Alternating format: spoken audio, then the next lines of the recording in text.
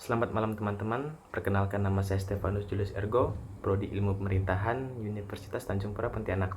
Di sini saya akan mempresentasikan tentang politik etis. Politik etis atau politik balas budi adalah suatu pemikiran yang menyatakan bahwa pemerintah kolonial Belanda memegang hutang tanggung jawab moral bagi kesejahteraan rakyat Nusantara. Berkat adanya politik etis, berdampak positif untuk jangka panjang bagi bangsa Indonesia, di mana pada bidang pendidikan melahirkan golongan terpelajar dan terdidik seperti Sutomo. Mereka kemudian membentuk organisasi-organisasi pergerakan nasional seperti Budi Utomo, Serikat Islam, hingga Perhimpunan Indonesia. Selanjutnya, organisasi-organisasi tersebut dipakai sebagai alat perjuangan untuk kemerdekaan bangsa Indonesia. Kita lanjut, tujuan politik etis.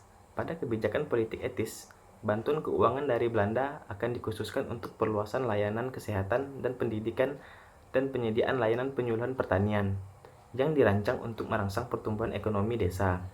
Politik etis bertendensi pada desentralisasi pada politik, kesejahteraan rakyat, dan efisiensi. Ada 3 bidang yang dipakai dalam politik etis tersebut, yang ini irigasi, emigrasi, dan edukasi. Berikut 3 bidang tersebut, yaitu yang pertama, irigasi atau biasa disebut pengairan. Pada pengairan, pemerintah Belanda membangun dan memperbaiki irigasi, membangun bendungan besar, penampung hujan untuk keperluan pertanian. Pemerintah Belanda juga melakukan perbaikan sanitasi untuk mengurangi penyakit. Ada juga perbaikan sarana infrastruktur, terutama pada jalan raya dan jalur kereta api.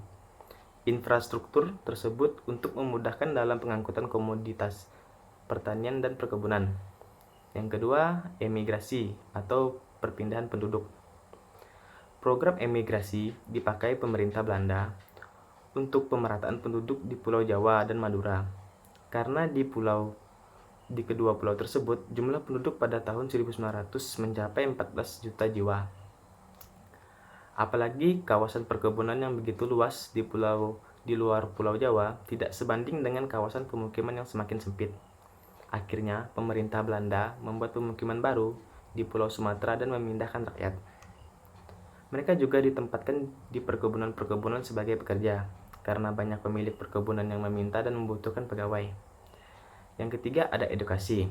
Edukasi merupakan program peningkatan mutu sumber daya manusia dan pengurangan jumlah buta huruf rakyat yang berimplikasi baik untuk pemerintahan Belanda, di mana untuk mendapatkan tenaga kerja terdidik namun dengan gaji yang murah.